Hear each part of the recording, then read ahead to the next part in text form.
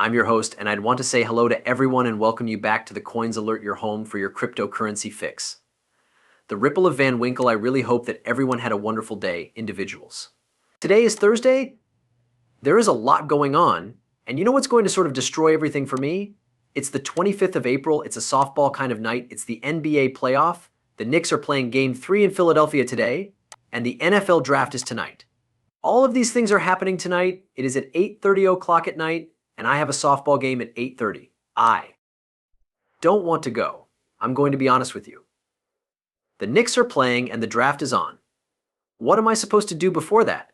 You should have a doubleheader and play 7-3-0-830 if they are going to make 830 games. There should never be a standalone 830 game. I am sick of it. I am freaking sick of it.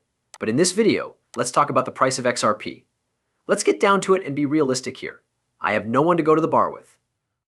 I don't know what I'm going to do. I'm going to take a nap. I don't know what I'm going to do. I don't know. I don't know. I don't know. I don't know. I don't know. I'm going to walk the dog a couple of times.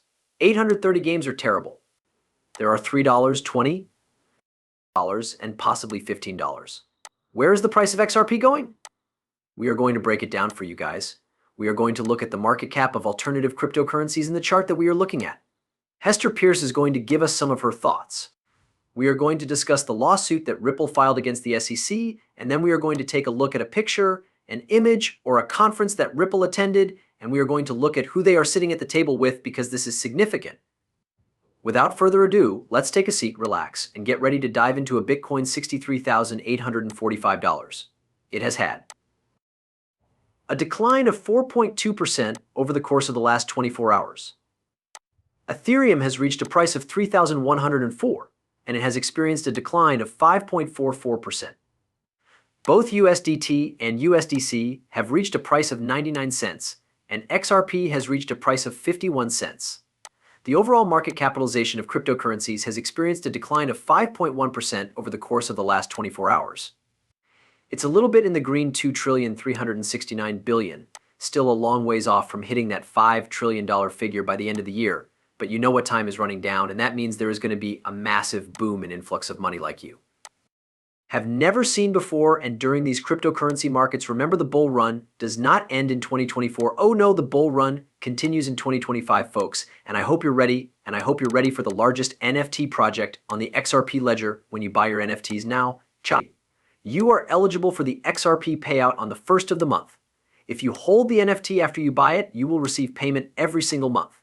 You do not need to buy an NFT every single month, you only need to buy it once, and you will receive payment every single month moving forward. $165. My baby Lux Lions, we have officially taken control of the situation. It's cheap experience what a real project, a real team is doing. We have 12 devs, we got 4 community Discord social media members, we have 1 amazing artist, we have 5 game devs because we are launching the biggest gaming hub on the XRP Ledger. The first game might actually be released today. It's just a little puzzle game, just something to get the juices going. Game 2, 3 to 4 weeks, which is going to be a battle royale type game where there will be wagers on top of this game. You'll be able to bet XRP to get into the lobbies, multiplayer supported. I believe it's up to 40 people can play it. Once you're going to know the game when I tell you, when we break it down, and then over the summer, the biggest, the baddest the game is coming. There is no way I am going to even discuss it.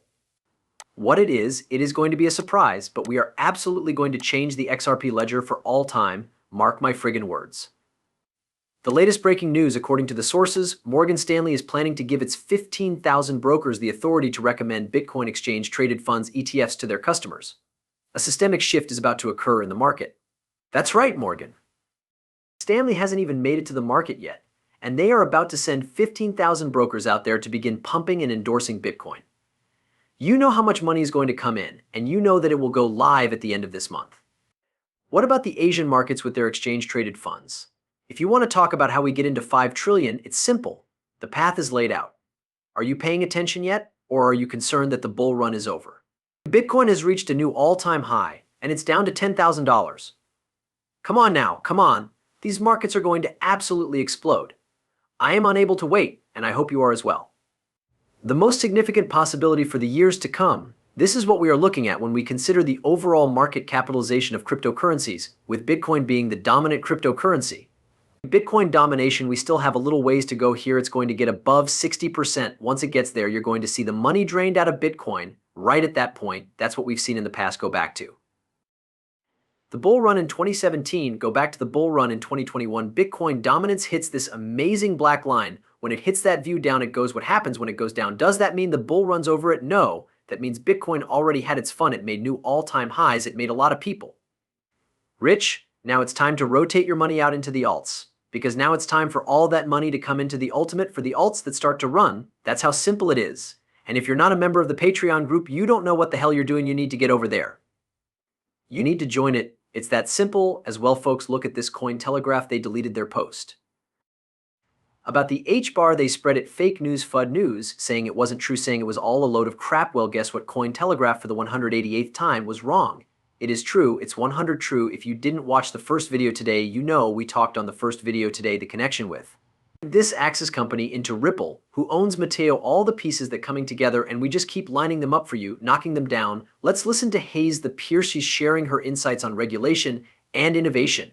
Yeah. I mean, I've been quite open about my personal opinion, which is that I believe we're considering taking an enforcement first approach in an area where we should be taking a regulatory first approach. So I've argued that we can tackle different issues and we can provide clarity around those different issues. We can think about rulemakings or about guidance or about exemptive orders. We brought exemptive authority, and we should be using that. And that would be a way to do, when you talk about innovation, that would be a way to iterate on innovation using that exemptive order process, which is Congress gave to us.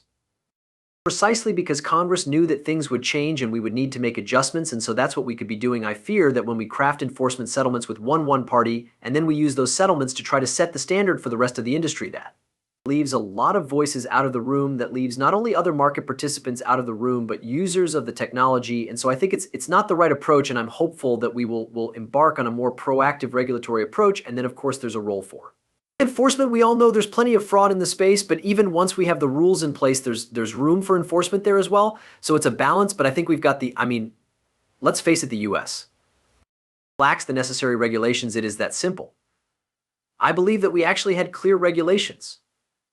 I believe that if the SEC had gotten their act together, and if Gary Genslow hadn't been there, because it is obvious that he is against crypto and he is against the United States taking the lead on anything, I believe that we would be so much further ahead in the space.